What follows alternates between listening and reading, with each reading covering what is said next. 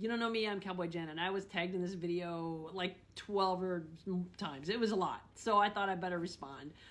It's basically a video saying, hey, in 2026, let's learn the difference between femme, F-E-M, and femme, F-E-M-M-E, and Masc and Butch. I think it's a really great conversation to have, and I have my opinion on it, and that's what I was asked for, so I'm going to share it. First of all, I want to call bullshit on some of the comments that are saying, back in their day, we didn't have microlabels. Bullshit, we didn't have microlabels. Of course we did. We've always done that. It's like in the lesbian DNA to have terms. Like, we would use gold star, but it was more like, what do you want, a gold star? Like, so in like Kiki, remember Kiki? That was kind of a little before my time, but my older friends definitely have talked about Kiki and andro, which is androgynous, which was kind of big in the 80s there. So we've always kind of had microlabels. Some of them are serious and some of them are a joke. And I think the outside world sees us using little words to describe smaller patterns in our behavior and think that's serious, when sometimes it's not. All right, let's get into it. So Butch. For me, Butch is it's a shorthand term for how I'm perceived in the world, which is masculine. In the world I move in and live in, I'm perceived as masculine, for lack of a better word. I'm a masculine woman who's same-sex attracted. I'm a lesbian. I believe Butch is a lesbian term, and I know people don't always agree with me, and that's okay. We can have our opinions on that. Regions are different. Friend groups are different. I don't think there's a dead stop there. For me, there is, but I don't think other people have that same, and it's fine. Like, I don't need anybody to validate my experience as a Butch, because I cannot remove Butch. I can't take off the masculinity. I can't take off the perception that the world gives me.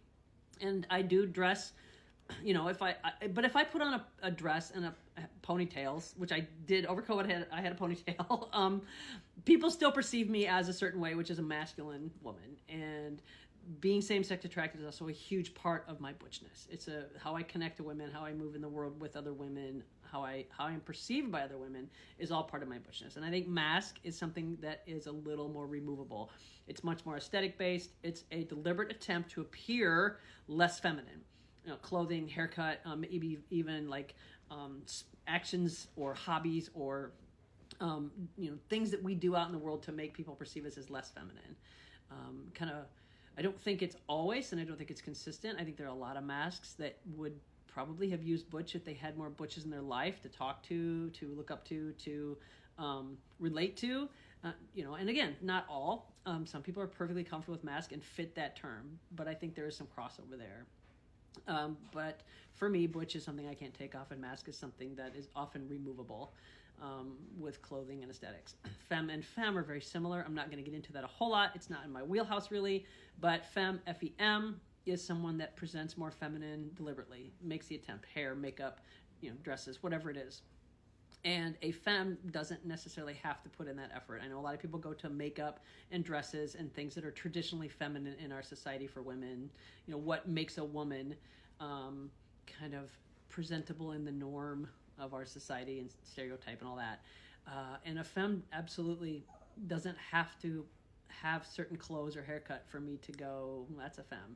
Now, it's not instantaneous. I don't walk in a room and be like, that's a femme. I need some interaction, some chemical back and forth, some chemistry, like some organic kind of feelings, and to kind of find that energy. But once you feel that energy, it's like, and it's indescribable and undeniable. And I am attracted to both femmes and feminine women, but it has to be a natural femininity, which isn't always reliant on clothes and haircut. Sometimes it's just a natural energy that the way they move in the world, whatever space they take up. So that's my opinion on this. I think if we're going to have the discussion of femme and Masc and Butch, I think that we need to listen to each other. Now, if someone calls me Masc, which happens all the time, I'm not going to wither up and die. I don't really care.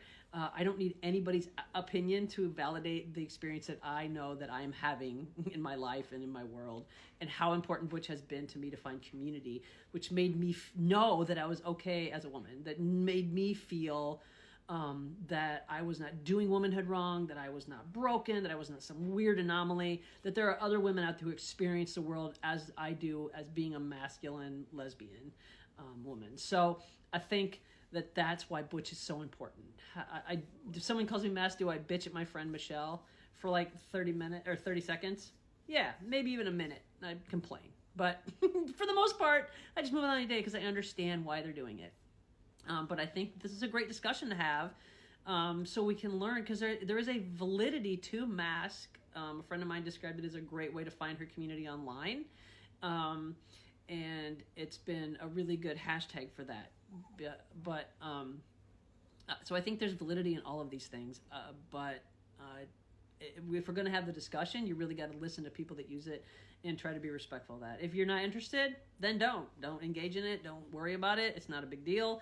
I don't think any butch that's solid in their identity is going to need anybody to be like, oh, you're definitely butch, or you're definitely, like, if someone says you're not butch, you're too smiley, you're too happy, you're all this, okay, whatever, I don't care. But if you want to be engaged in the discussion, listen as much as you're speaking. And I'm speaking way too long at 6 minutes, so have a good day.